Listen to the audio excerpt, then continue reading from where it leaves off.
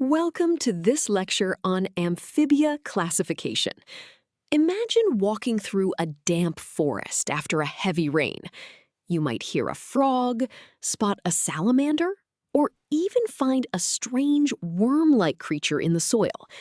Today, we are going to explore how these seemingly different animals are connected, how we classify them into three distinct orders, and why understanding their diversity is absolutely critical for modern biology and conservation.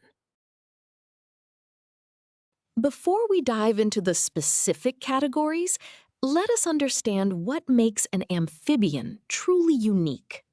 The word amphibian itself points to a double life. These fascinating creatures typically begin their journey in the water as aquatic larvae, breathing through gills.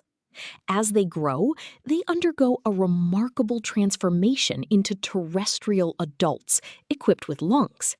They are ectothermic, meaning they rely on their environment to regulate their body temperature, and they are tetrapods, meaning they have a four-limbed body plan. This shared evolutionary journey from water to land is the fundamental thread that unites them all. Now that we understand what an amphibian is, let us look at the first and most common order, known as Anura. This group includes all the frogs and toads you are likely familiar with. The defining characteristic of Anurans is their complete lack of a tail once they reach adulthood. Furthermore, their bodies are highly specialized for their environment, featuring powerful modified hind legs that make them exceptional jumpers. This specific body plan has made them incredibly successful across various habitats around the globe, allowing them to evade predators and catch prey with remarkable efficiency. Moving on from the jumping frogs, we encounter the second order, Urodela, which is also referred to as Chordata. This order comprises the salamanders and newts. Unlike the Anurans, Urodeles retain their tails throughout their entire lifespan, from the larval stage all the way through adulthood. When you look at a salamander, you are seeing a much more generalized tetrapod body plan. They typically have four limbs of roughly equal size and an elongated body. This structure allows them to navigate smoothly through damp leaf litter, under rotting logs, and through aquatic environments. Having covered frogs and salamanders, this brings us to the third and most elusive order, Apoda, also known as Gymnophiona. These are the caecilians. If you were to see one, you might mistake it for a large earthworm or a snake because they are completely limbless and have a serpentine, segmented appearance. Because they primarily live underground, in moist soil or in aquatic environments, they are rarely seen by humans. Despite their lack of limbs, they are true vertebrate amphibians, perfectly adapted to a burrowing lifestyle where legs would only get in the way. Before we move on to the mathematics of biodiversity, let us take a moment to visually compare these three orders, side by side. On the left of the diagram, you can clearly see the frog, representing order Anura, highlighting its tailless body and those long, powerful hind legs built for jumping. In the center, the salamander represents order Urodela, showcasing its long tail and four equal-sized limbs, which is the classic tetrapod shape. Finally, on the right, we have the caecilian, representing order Apoda. Notice its completely limbless, segmented body that looks almost worm-like. This visual contrast perfectly illustrates how one class of animals can evolve into drastically different forms to survive. Now that we have seen the three orders, you might wonder why we bother separating them so strictly. Classification is absolutely crucial because it helps biologists track evolutionary changes and understand how different groups adapted to specific ecological niches. Furthermore, amphibians are globally recognized as critical indicator species. Because of their permeable skin and double life, they are highly sensitive to environmental changes. Their health directly reflects the overall health of their ecosystems.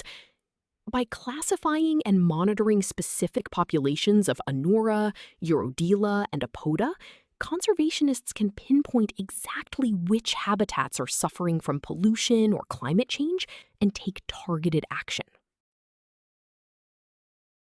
Understanding the biology is only half the picture. To truly grasp biodiversity, we must look at the numbers. When biologists study the diversity of chordates, they often need to quantify exactly how dominant a particular order is within the entire class. To do this, we use a relative abundance formula in our ecological studies. This mathematical representation allows us to calculate the percentage of total amphibian species that belong to a specific order. Numbers give us objective proof of which amphibian groups are thriving and which are rare, giving us a clear picture of evolutionary success. This brings us to the mathematical tool we use to measure that dominance. The formula for relative abundance is P equals N order divided by N total, all multiplied by 100. Let us break down these symbols. The variable P represents the relative percentage of species belonging to a specific order. The variable N order stands for the number of known species within that specific order, like frogs. Finally, N total represents the total number of known species across the entire class Amphibia. If the number of species in a specific order increases while the total remains stable, the percentage P will naturally increase, indicating that the order is becoming more dominant. Before we move on, let us see this formula in action with a concrete example. Suppose a team of global herpetologists has cataloged a total of 8,000 living species of amphibians worldwide. Out of this total, they have identified exactly 7,040 species that belong to the order Anura. We want to find their relative percentage. We substitute our known values into the equation, placing 7,040 in the numerator and 8,000 in the denominator. Dividing these gives us a decimal of 0.88. Multiplying by 100 gives us our final answer of 88%. This physically means that an overwhelming majority of all known amphibians on Earth are frogs and toads, highlighting their incredible evolutionary success. Now that we have looked at global dominance, let us shift our focus to a local ecological application of classification. When researchers study a specific habitat, like a damp forest, they do not just count the animals. They measure the population density of specific orders, such as Urodela. Finding the population density helps ecologists understand exactly how well a specific amphibian group is thriving in that localized area. It provides crucial insights into the carrying capacity of the environment, telling us if the habitat provides enough moisture and prey to support a healthy population of salamanders. To calculate this local metric, we use the standard ecological density formula, which is D equals N divided by A. Let us define what each of these letters means. The symbol D stands for the population density we are trying to find, which tells us how crowded the habitat is. The symbol N represents the total number of individual animals of a specific order, like salamanders, that were counted in the field. The symbol A represents the total area of the habitat where the survey took place, measured in square meters. If the number of individuals increases in the same area, the density D will increase, indicating a more crowded and potentially thriving population. Let us apply this density formula to a real field study. A researcher is studying a damp forest habitat covering a total area of 500 square meters. During their survey, they count exactly 1,250 individual salamanders. We want to find the population density. We place our population count of 1,250 in the numerator and our area of 500 in the denominator. Dividing these two numbers yields our final answer of 2.5. This physically means that on average, you would expect to find between 2 and 3 salamanders in every single square meter of this forest floor, indicating a highly suitable and healthy habitat for the order Urodela. We have covered a lot of ground today, so let us review our key takeaways.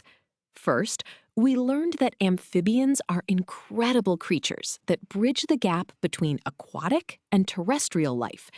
We explored how they are classified into 3 distinct orders: the jumping Anura, the tailed Urodela, and the limbless Apoda.